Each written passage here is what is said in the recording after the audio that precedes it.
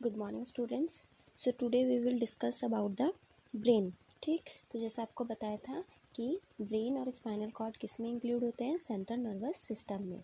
तो सबसे पहले हम first of all we will discuss about the brain. ठीक, तो ब्रेन क्या होता है? First point is the human brain controls nearly every aspect of the human body ranging from physiological function to cognitive abilities. Its function by receiving and sending signals via neurons to different parts of the body.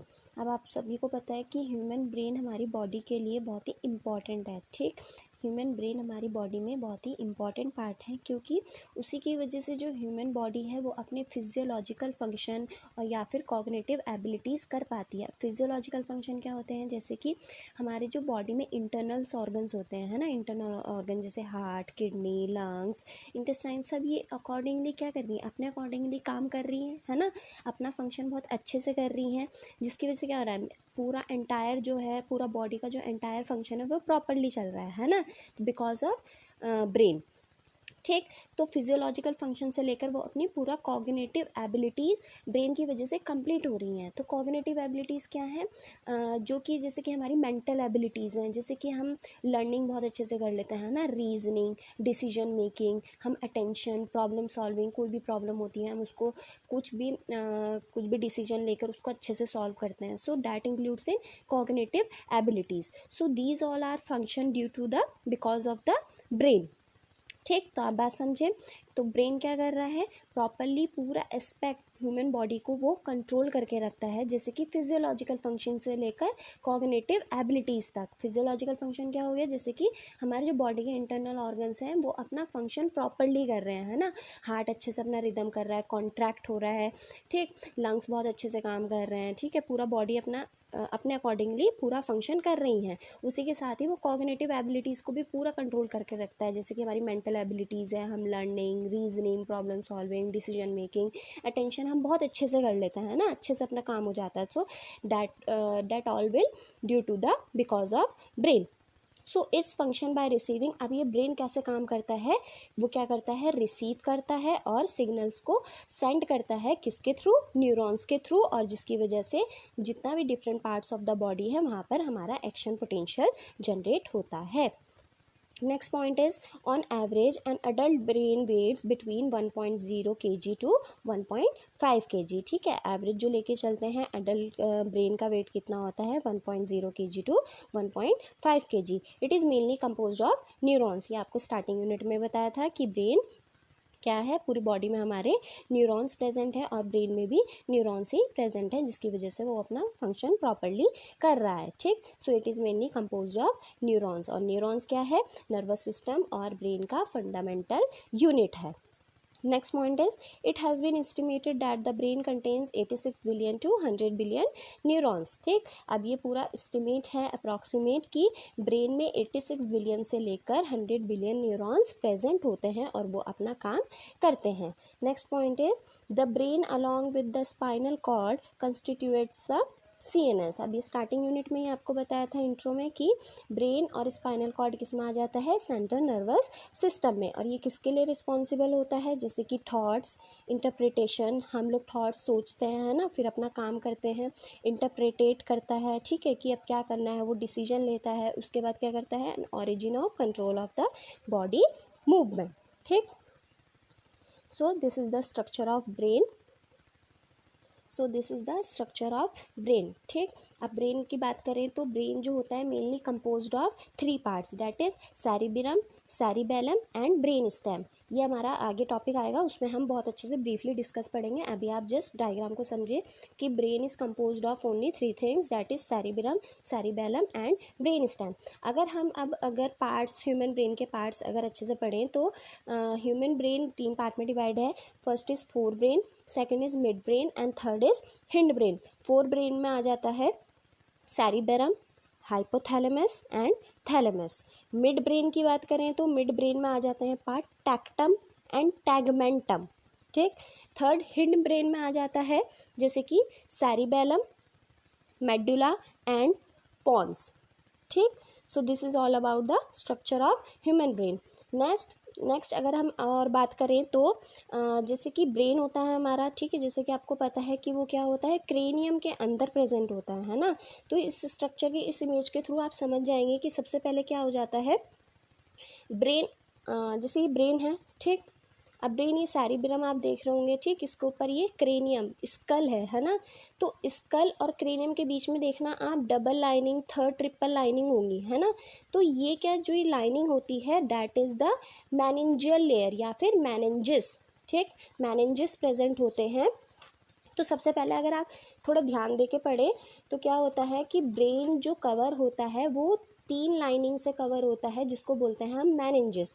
तो first of all आप imagine करिए थोड़ा सा, सबसे पहले क्या आ जाता है हमारा स्किन, ठीक। स्किन के बाद स्कल, आपको मैंने स्कल दिखाया था, ठीक। तो स्कल, स्कल के बाद क्या आ जाती है, मेनिंजिस की लेयर आ जाती है, ठीक। मेनिंजिस की लेयर के बाद क्या आ जाता है, वहाँ पर ब्रेन प्रेजेंट होता है, ठीक। अब इन मेनिंजिस में 3 लेयर होती हैं। First is dura mater, outer layer. Second, middle one layer is arachnoid matter, and third one is pia matter, ठीक। So the pia matter is inner layer of meninges, ठीक। This is also the diagram of the meninges, आप इससे अच्छे से बहुत अच्छे से समझ जाएंगे, ठीक है। ड्यूरा मैटर क्या होता है, outer layer lining skull, arachnoid contains blood vessel, ठीक, उसके बीच में एक सब एरेक्नॉइड स्पेस होता है जिसमें कि CSF फ्लूइड होता है, और एक पिया मैटर जो कि ब्रेन को कवर करके रखता है। ये भी और आगे बताऊंगी कि CSF क्या होता है, ठीक। अब नेक्स्ट बताना चाहूँगी कि अगर इन लेयर में, ब्रेन की जो ये लेयर है मेनिंजेस, अगर इसमें इन्फ्लामेशन या फिर कोई बैक्टीरियल इन्फेक्शन या फिर वायरल इन्फेक्शन होने की वजह से डिजीज़ कंडीशन हो जाती है, जिसको बोलते हैं मेनिंजाइटिस। और मेनिंजाइटिस क्या होता है, इन्फ्लामेशन ऑफ मेनिंजेस, ठीक है। मेनिंजेस में किसी बैक्टीरियल या फिर वायरल इन्फेक्शन होने की वजह से इन्फ्लामेशन हो जाता है, and that condition leads to the meningitis. और अगर ओवरऑल ब्रेन में इन्फ्लामेशन हो जाता है, so that condition is called encephalitis, ठीक। So 2 condition arise from the brain, first one is inflammation of meninges, so that is called meningitis because of viral or bacterial infection. Second one is overall inflammation of brain, that is called encephalitis, ठीक। So next is where is brain located. अब brain की location आपको diagram से ही पता चल गया होगा कि brain is enclosed with in the skull, ठीक है। ब्रेन कहाँ पर प्रेजेंट होता है, सबसे पहले हमारा स्किन आ जाता है, ठीक है। स्किन के बाद क्या होता है, स्कल प्रेजेंट होता है, और स्कल के अंदर ही ब्रेन प्रेजेंट होता है, which provide frontal, lateral and dorsal protection, ठीक। तो वो क्या कर रहा है, फ्रंटल, लेटरल और डॉर्सल प्रोटेक्शन ब्रेन को प्रोवाइड कर रहा है। कौन प्रोवाइड कर रहा है, skull. So the skull consist of 22 bones. ये आपको पहले स्केलेटल सिस्टम में पढ़ाया है कि स्कल में कितनी बोन्स होती हैं, 22 बोन्स होती हैं, जिसमें कि फेशियल बोन्स 14 होती हैं, and 8 forms the remaining cranial bones. Next point is anatomically the brain is contained within the cranium and is surrounded by the CSF. Anatomically अगर हम देखें तो ब्रेन क्या होता है, brain is contained with the cranium, मतलब cranium मतलब ये भी आपको बताया था स्कल, क्रेनियम मीन्स स्कल। तो ब्रेन कहाँ पर होता है, क्रेनियम में, स्कल में, और उसके बाद उसमें क्या होता है, and is surrounded by the CSF, cerebro spinal fluid. अब जैसे कि मैंने आपको बताया मेनिंजेस लेयर होती है जो कि ब्रेन को पूरा कवर करके रखती है, वो मेनिंजेस लेयर क्या करती है, मतलब ब्रेन को प्रोटेक्ट करके रखती है, ठीक, प्रोटेक्ट करके रखती है। तो उन मेनिंजेस लेयर में क्या होता है, सेरिब्रो स्पाइनल फ्लूइड, ठीक। अभी आगे बताऊंगी कि कौन सी मेन स्पेसिफिकली लेयर में CSF प्रेजेंट होता है और ये कहाँ से प्रोड्यूस होता है, ठीक। तो ब्रेन क्या होता है, ब्रेन कहाँ पर प्रेजेंट होता है, with in the cranium, that means that is present in the school. और जो ब्रेन को कवर करके रखती है मेनिंजेस लेयर, उन मेनिंजेस लेयर में क्या होता है, CSF प्रेजेंट होता है, सेरिब्रो स्पाइनल फ्लूइड। और CSF मैंने आपको बताया था कि क्या होता है, सो CSF क्या होता है, सेरिब्रो स्पाइनल फ्लूइड। ये ओवरऑल ब्रेन की मेनिंजेस लेयर में और स्पाइनल कॉर्ड में प्रेजेंट होता है। तो CSF का काम क्या होता है, it act as a cushion, ठीक है, कुशन का काम करता है, और ब्रेन को और स्पाइनल कॉर्ड को प्रोटेक्ट करके रखता है फ्रॉम एनी इंजरी, ठीक। अब जैसे कि मैंने आपको स्टार्टिंग क्लास में स्केलेटल सिस्टम जब पढ़ाया था, तो वर्टिब्रल कॉलम्स को पढ़ाते हुए जब बताया था कि एक CSF एनालिसिस करते हैं, सेरिब्रो स्पाइनल फ्लूइड एनालिसिस करते हैं थ्रू थ्रू लंबर पंचर। ठीक, तो ये CSF एनालिसिस क्या करता है, ये एक ऐसा टेस्ट होता है डायग्नोस करने के लिए जो कि ब्रेन में इन्फेक्शियस डिजीज़ और स्पाइनल कॉर्ड के बारे में बताता है। जैसे कि आपको अभी बताया कि कंडीशन हो जाती है मेनिंजाइटिस और एंसेफेलाइटिस। ठीक है, तो इन दो डिजीज़ कंडीशन को एनालाइज करने के लिए, डायग्नोस करने के लिए CSF एनालिसिस, CSF टेस्ट किया जाता है। ठीक, next is the CSF cerebrospinal fluid is a fluid that circulate within the skull and spinal cord। ठीक, तो cerebrospinal fluid एक ऐसा फ्लूइड है जो कि पूरे सर्कुलेट होता है स्कल में, that means in meninges layer and spinal cord में। वो क्यों प्रेजेंट होता है, क्योंकि वो एक कुशन की तरह काम करता है, ब्रेन को और स्पाइन को प्रोटेक्ट करके रखता है किसी भी इंजरी से या फिर ट्रॉमा से। ठीक, अब ये कहाँ पर होता है, feeling up the hollow spaces on the surface of the brain. अब ब्रेन में कुछ वेंट्रिकल्स प्रेजेंट होते हैं, मतलब वहाँ पर कुछ एक हॉलो स्पेस, एक कैविटी प्रेजेंट होती हैं, वेंट्रिकल्स प्रेजेंट होते हैं, वहाँ पर ये CSF फ्लूइड कोरोइड प्लेक्सिस होता है वेंट्रिकल्स में। एक नेटवर्क होता है ब्लड वेसल्स का जो कि वेंट्रिकल्स में प्रेजेंट होता है ब्रेन में, वहाँ पर ये CSF प्रोड्यूस होता है। अभी ये आगे टॉपिक में बताऊँगी, जिस टाइम पर वेंट्रिकल्स ऑफ ब्रेन पढ़ेंगे उस टाइम पर आपको डायग्राम से पूरा अच्छे से क्लियर हो जाएगा। अभी इतना याद रखें कि ये कहाँ पर प्रेजेंट होता है, CSF किसकी हेल्प से बनता है, ये बनता है जो हॉलो स्पेसेस ब्रेन में प्रेजेंट होते हैं। डैट मीन्स कुछ 4 टाइप्स के वेंट्रिकल्स हमारे ब्रेन में प्रेजेंट होते हैं और उन्हीं वेंट्रिकल्स में कोरोइड प्लेक्सिस प्रेजेंट होती हैं। कोरोइड प्लेक्सिस होती हैं एक ब्लड वेसल्स का नेटवर्क होता है ब्रेन के वेंट्रिकल्स में, सो जिसकी वजह से ये CSF प्रोड्यूस होता है। ठीक, सो इससे क्या पता चलता है कि वेंट्रिकल्स का क्या काम होता है। जो 4 वेंट्रिकल्स ब्रेन में प्रेजेंट है, these ventricles are responsible for production, transportation and removal of cerebrospinal fluid. ठीक, next is every day the specialized ependymal cells produce around 500 ml of cerebrospinal fluid। अब कितना अराउंड CSF बनता है, approximate 500 ml of CSF या फिर cerebrospinal fluid। और उनको कौन सी सेल्स बनाती हैं, that is ependymal cells. Ependymal cells कहाँ पर प्रेजेंट होती हैं,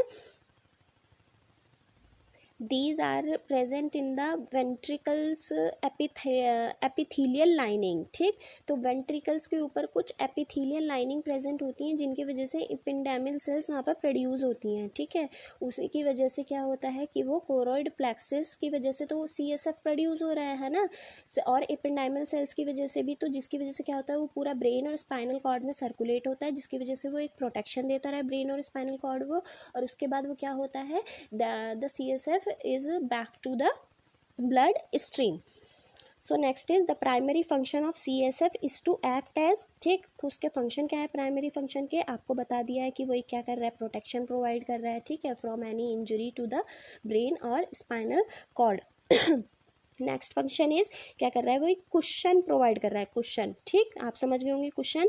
ठीक, उसके और क्या कर रहा है, वो एक शॉक से बचा रहा है, मैकेनिकल शॉक। शॉक क्या है कि वो क्या कर रहा है, प्रॉपर इंजरी होने से बचा रहा है, और नेक्स्ट क्या, उसको प्रॉपरली ऑक्सीजन प्रोवाइड कर रहा है ब्रेन को। ठीक, next is CSF protect brain and spinal cord from trauma. Next is CSF supplies, क्या कर रहा है, न्यूट्रिएंट्स प्रोवाइड कर रहा है नर्वस सिस्टम को, पूरे उसके टिश्यूज़ को, and provides immunological protection to the brain. Next point is CSF occupies in the subarachnoid space and the ventricular system around and inside the brain and spinal cord, it fills the ventricles of the brain। तो CSF जो basically कहाँ पर present होता है, उसकी location कहाँ पर होती है, बन तो वो प्रोड्यूस तो वो कहाँ पर हो रहा है, कोरोइड प्लेक्सिस की वजह से वो वेंट्रिकल्स में हो रहा है। ठीक है, वेंट्रिकल्स के एपेंडाइमल सेल्स जो होती हैं वहाँ पर प्रोड्यूस हो रहा है। ठीक, पर ये प्रेजेंट सर्कुलेट होकर कहाँ पर प्रेजेंट होता है, ठीक, तो ये होता है सब एरेक्नॉइड स्पेस और वेंट्रिकुलर सिस्टम में। तो सब एरेक्नॉइड स्पेस क्या होता है, जैसे कि अभी आपको मेनिंजिस की लेयर बताई कि 3 लेयर होती हैं, ठीक, ड्यूरा मैटर, एरेक्नॉइड और पिया मैटर। सो ड्यूरा मैटर और एरेक्नॉइड के बीच का जो स्पेस होता है डैट इज सब ड्यूरल स्पेस। सब ड्यूरल स्पेस में प्रेजेंट होता है सीरस फ्लूइड, और सीरस फ्लूइड आपको लंग्स में बताया था कि सीरस फ्लूइड का फंक्शन क्या होता है, वो लुब्रिकेट करके रखता है कैविटी को, ठीक है। नेक्स्ट इज सब एरेक्नॉइड स्पेस। तो CSF कहाँ पर प्रेजेंट है, सब एरेक्नॉइड स्पेस में। सब एरेक्नॉइड स्पेस कहाँ पर होगा, जो कि सेकेंड लेयर, मिडल लेयर है और थर्ड लेयर है, that is third layer is inner layer. तो एरेक्नॉइड मैटर और पिया मैटर के बीच में जो स्पेस है डैट इज सब एरेक्नॉइड स्पेस। तो CSF बेसिकली कहाँ पर प्रेजेंट रहता है, डैट इज प्रेजेंट इन सब एरेक्नॉइड स्पेस। और सब एरेक्नॉइड स्पेस कहाँ पर प्रेजेंट है, एरेक्नॉइड मैटर और पिया मैटर के बीच में, ठीक। सो CSF एक्यूपाइज इन सब arachnoid space and the ventricular system, जो कि बता दिया कि ब्रेन में 4 वेंट्रिकल्स प्रेजेंट होते हैं, वहाँ पर प्रेजेंट होता है, जो कि वो हॉलो स्पेस कैविटी को फिल करके रखता है, ठीक है, इनसाइड द ब्रेन और स्पाइनल कॉर्ड। और ये क्या करता है, it फिल्स the ventricles of brain. So I hope you all will understand this. Next class we will discuss about the parts of human brains. Thank you class.